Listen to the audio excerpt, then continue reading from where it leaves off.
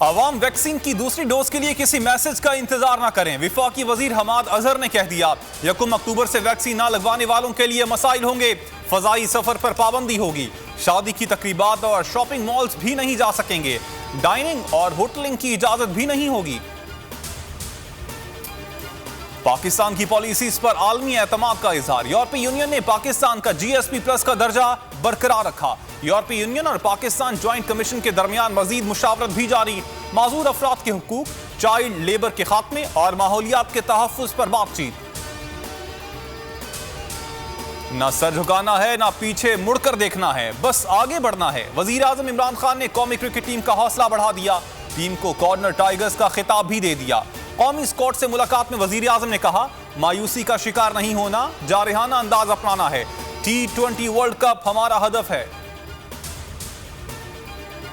International cricket की पाकिस्तान आमद पर भारत अंगारों पर लौटने लगा।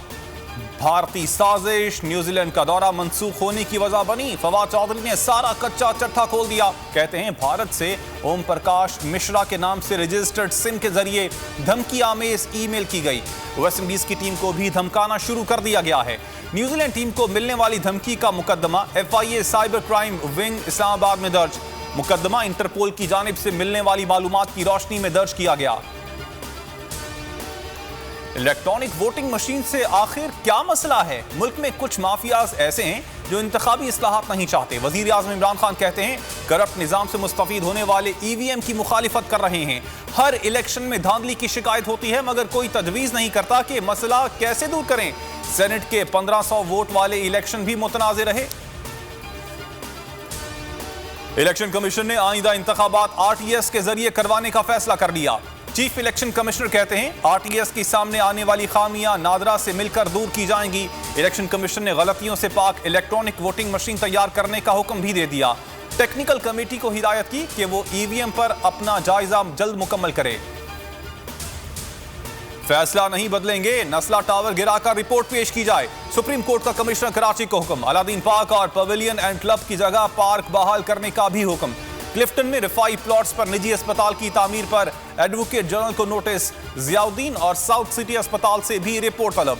तजावुजात मुतासरीन बहाली के लिए वजीर आला सिंध को बराह रास्त हुक्म। 2 हफ्ते में रिपोर्ट मांग ली। कहा, खरबों रुपए का प्रोजेक्ट है, कहते हैं पैसे नहीं। Army chief general Qamar Javed Bajwa ने जदीद तरीन air defence battle management centre का इफ्तिताह कर दिया। पाकिस्तान आर्मी डिफेंस जदीद तरीन लॉन्ग रेंज वेपन सिस्टम से लैस है। ISPR के मुताबिक आर्मी चीफ सेंटर का दौरा किया। Command air defence lieutenant general Hamooduzzaman ने ब्रीफिंग दी। तालिबान ने अक़वाम मुत्तहिदा से अपना हक मांग लिया। सुहेल शाहीन को अक़वाम मुत्तहिदा का सफ़ीर भी नामजद कर दिया। कहा, मौजूदा अफगान हुकूमत के नुमाइंदे को जनरल असम्बली के इजलास से खिताब का मौका दिया जाए। मौजूदा इजलास से पिछली अफगान हुकूमत के नामजद करदा नुमाइंदे की तकरीर ही मुतवक्के है। सिंध में बारिश बरसाने वाले सिस्टम की एंट्री। मानसून हवाएं आज से सूबे में असर दिखाएंगी। कराची में आइंदा 3 से 4 रोज के दौरान बारिश का इम्कान। पंजाब, खैबर पख्तूनख्वा, कश्मीर, गिलगित और बलोचिस्तान में भी बादल गरजे बरसेंगे। सब्सक्राइब करें और बेल दबाएं ताकि कोई खबर रह न जाए।